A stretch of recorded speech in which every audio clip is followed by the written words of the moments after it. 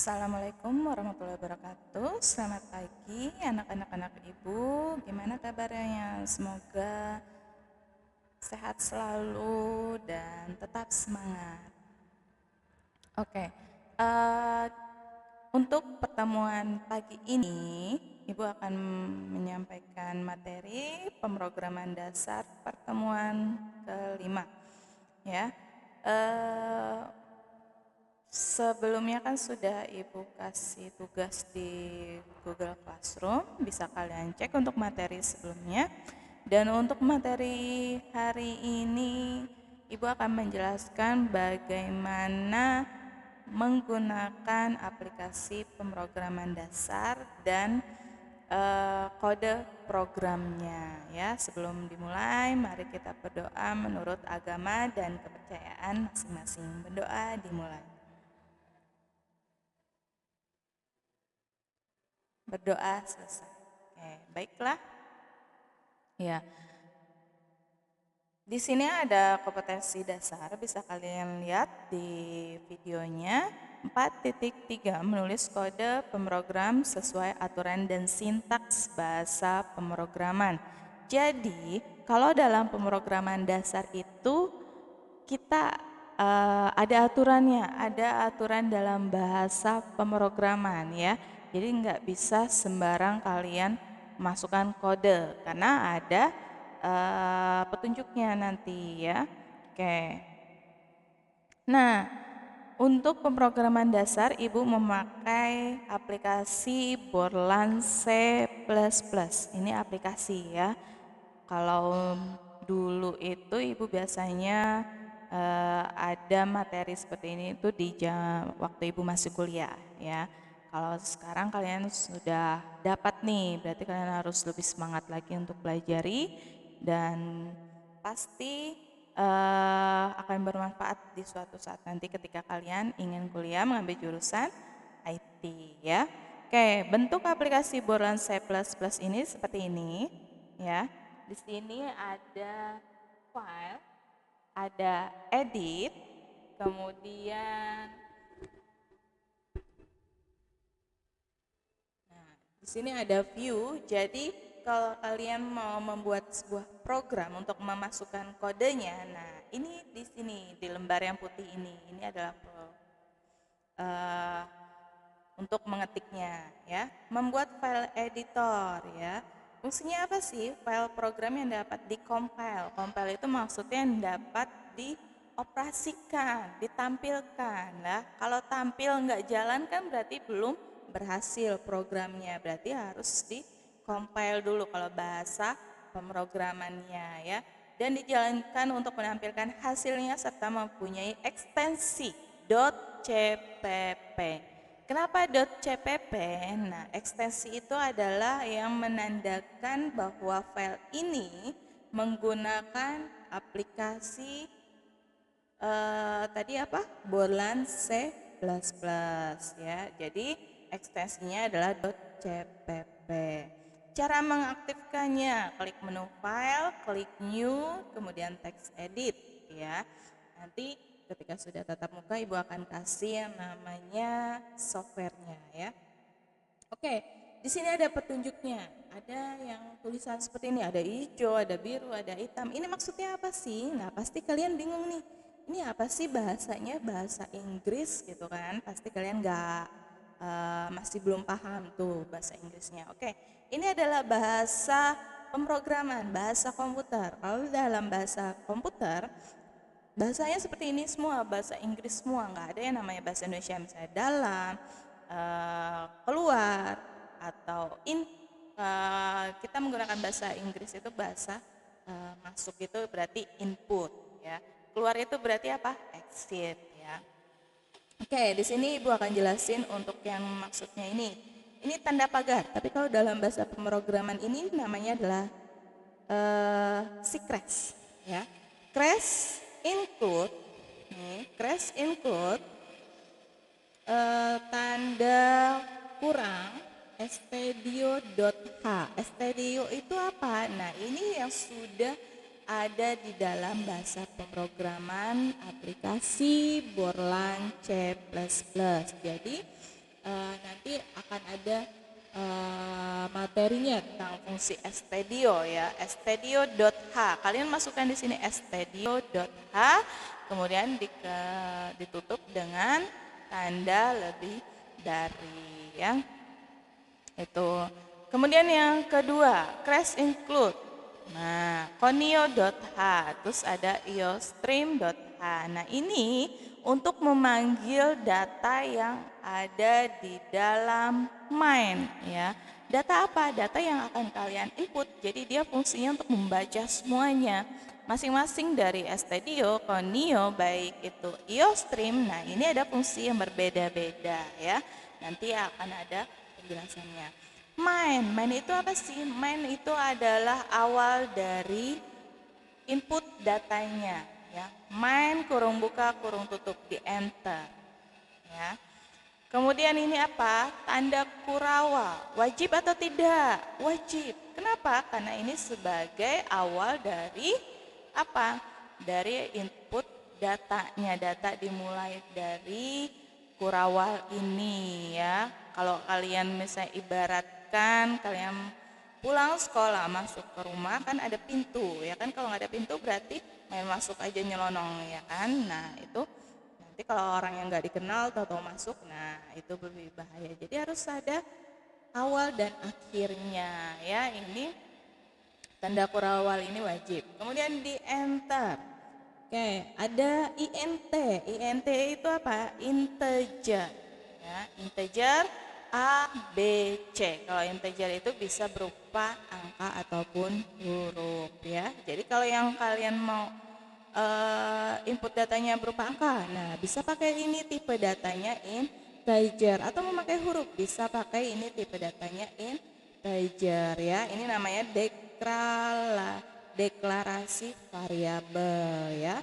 Oke, clear screen, tulisannya CLR SCR. Ini susah nih ya, tapi dibacanya clear screen. Untuk apa? Nah, dia untuk enter ya. Ketika input A, B, C, A, B, C, ini apa sih tandanya? Ini adalah titik koma ya. Kalau tidak ada titik koma, bisa nggak berjalan programnya? Tidak bisa. Kenapa? Karena dalam aplikasi Borland C++ ini sangat sensitif. Jadi jika ada satu tanda saja yang tidak tampil, maka dia akan error semua programnya. Jadi harus kalian pahami nih. Oh, habis main kurung buka kurung tutup, enter. Kemudian ada tanda kurawal awal ya. Kemudian integer. Kalau tipe datanya integer, di sini ada akhirnya selalu ada titik koma ya. Clear screen fungsinya untuk apa? Nah, untuk nanti ketika input data, setelah input maka di enter, maka akan memunculkan hasilnya gitu ya. Ini clear screen namanya. Kemudian ada A sama dengan 5, B sama dengan 7, C sama dengan A ditambah B. Nah, ingat, setiap input data di dalam sebuah program atau aplikasi pemrograman ya, diakhiri dengan tanda titik koma. A sama dengan 5, titik koma. B sama dengan 7, titik koma. Rumusnya apa? Nah, C sama dengan A ditambah B, titik koma. Cout ini untuk apa? Untuk mencetak hasil dari penjumlahan ini ya. Bentuk rumusnya nih, ini yang harus kalian ingat ya kalau penggunaan cout. Tanda kurang darinya 2 kali, tanda petik 2 di atas, masukkan nilai C sama dengan, kemudian tanda petik 2 di atas sebagai penutup ya. Ingat ada awal dan ada akhir sebagai penutupnya. Oke.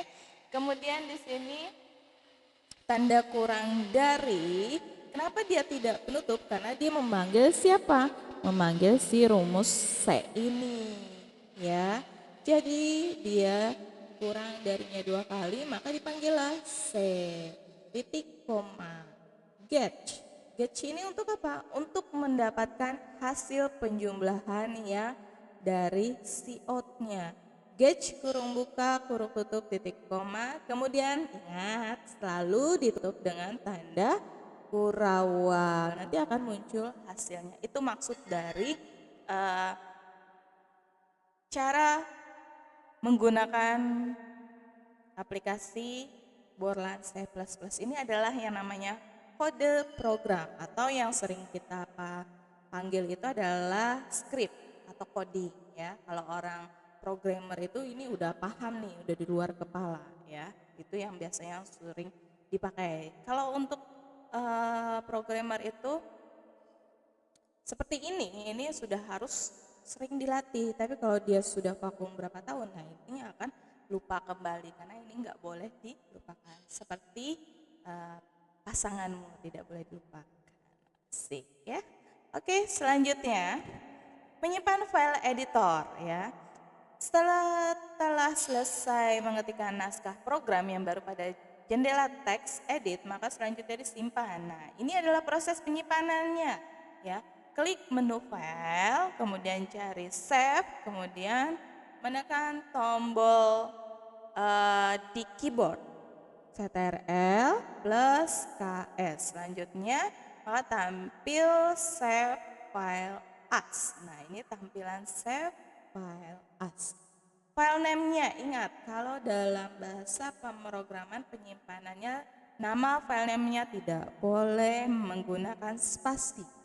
Tapi boleh menggunakan underscore ya atau dijadikan satu, tidak usah pakai spasi. Kenapa pakai spasi? Tidak boleh pakai spasi karena itu sudah ada aturannya. Kan tadi dari kompetensi dasar ketika memasukkan kode program harus mengikuti aturan yang sudah dibuat ya.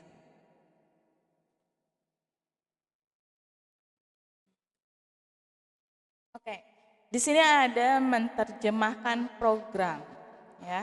Proses compile merupakan suatu proses menerjemahkan program dari bahasa manusia ke dalam bahasa yang dimengerti oleh komputer, yaitu apa? Bahasa mesin. Jadi menerjemahkan itu bukan berarti kalian terjemahkan dalam bahasa Indonesia. Kalau dalam bahasa program ini artinya dijalankan ya. Tadi kalian sudah buat kode programnya tuh dari awal sampai akhir. Kalau sudah selesai maka kita jalankan ya. Itu yang dinamakan dalam bahasa mesin. Siapa yang berjalan? Ya bahasa komputer yang berjalan, bukan bahasa manusia. Karena kan dari program yang sudah dibuat oleh manusia maka akan dimasukkan ke dalam bahasa mesin itu ya. Caranya adalah klik menu project, compile atau menekan tombol keyboard yaitu Alt plus F9 ya. Ini prosesnya. Main filenya ini adalah nama filenya. Compile-nya ini yang di running nama filenya ini. Informasi, dia akan informasinya time-nya berapa detik ya. Berjalannya berapa detik runningnya, dijalankannya. Nah, statistik total dan current lines warning error. Kalau di sini ada angka 0, semuanya 0, maka program yang sudah kalian buat ini sudah berhasil. Tapi kalau di sini ada antara total atau currentnya di sini ada 2, ada 3, ada 4, maka di sini yang error ada 2 atau 3 ya. Itu yang dimaksud dengan menerjemahkan program. Oke. Nah, di sini making latihan 2.exe. Nah, ini ada salah satu contoh. Oke. Line totalnya 21, karena kosong, berarti dianggap berhasil atau tidak? Berhasil. Kenapa? Nah, di sini kamu lihat keterangannya, warningnya kosong, errornya kosong, maka dia sudah bisa ditampilkan. Ya, itu maksudnya menerjemahkan program. Nah, ini adalah mencetak file editor yang sudah tadi berhasil dicetak itu bisa ya. Oke, ada contoh kasus lagi. Kasusnya bukan kasus salah sih, tapi ini adalah studi kasus. Ya. Kalau dalam bahasa pemrogram di sini kalian bisa memunculkan. Oke. Nah, di sini ada kode program crash include studio crash include conio.h. Kenapa tadi tidak ada iostream? Karena yang kita butuhkan hanya tampilan berupa apa? Angka. Ya, berupa angka. Nah, bentuknya apa? Di sini kan yang tadi awal Ibu kasih tahu selalu ada main. Main kurung buka kurung tutup. Di sini kurawal. Nah, beda lagi. Di sini float. Float A. Maksudnya apa? Float ini adalah tipe datanya. Kenapa tipe datanya float tidak integer? Ayo, kenapa? Karena bentuk data yang kita ingin input ini adalah bentuknya desimal, ya, angka semua. Jadi kita yang untuk yang lebih amannya pakai apa? Pakai tipe data float. Float A. Nah, ini variabelnya, ya. Ibu masukkan variabel A sama dengan 7,50, B sama dengan 43,21, C sama dengan 3,21, titik koma, float D sama dengan 17,50, E sama dengan 47,41, F sama dengan 3,1 titik koma, clear screen, kurung buka, kurung tutup, titik koma. Ini adalah enter. Ini yang deklarasi variabel yang float A, D, enter. Nah, printf ini adalah input datanya. Kenapa tidak pakai cout? Cout itu fungsinya untuk memasukkan kalimat. Contoh, cout kurung tadi tanda kurang 2 kali tanda petik 2 masukkan. Nah, kata masukkan itu adalah kalimat, ya. Kalau hanya berupa angka kita pakai printf, ya, kurawal tanda kurung buka tanda petik persen 8.2f gas tanda slash T, kemudian persen 8.2f slash T persen 8.2f tanda petik tutup. Nah, koma, tadi kan kita sudah buat variabelnya, panggil saja A, B, C, tanda kurung dan titik koma, ya. Kemudian di sini ada input yang kedua, printf. Printf kurung buka tanda petik 2 slash n persen 8.2f slash t persen 8.2f slash t persen 8.2f tanda petik 2 sebagai penutup, koma, variabel yang tadi sudah kita buat itu adalah panggil saja D, E, F, tanda kurung tutup, titik koma, dan diakhiri tanda kurawal sebagai penutup. Oke, kenapa sih di sini ada N, Bu? Nah, N ini adalah apa namanya ya? Tab atau jarak antara kolom 1 dengan kolom kedua. Kalau tidak dikasih slash n, apa yang terjadi? Dia akan dempet, ya, dempet. Makanya dikasih slash n untuk jaraknya. Nah, ya. Nah, kalau sudah tanda kurawal tutup, nah maka tampilannya seperti ini. Yang tadi kalian input di sini karena ini dipanggil ABC, muncul nih A, B, C, langsung angkanya. Terus D, E, F, langsung muncul angkanya. Itu hasil dari penulisan kode programnya, ya. Oke, berikutnya.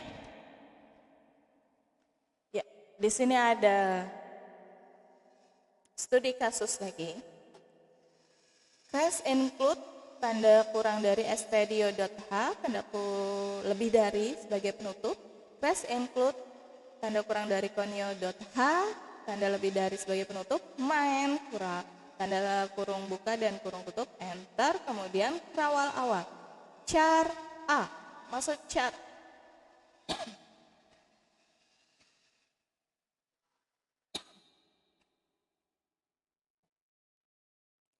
maksud char ini adalah karakter. Kenapa karakter? Karena yang kita mau input hanya berupa huruf, tidak ada angka, berarti huruf semua, ya.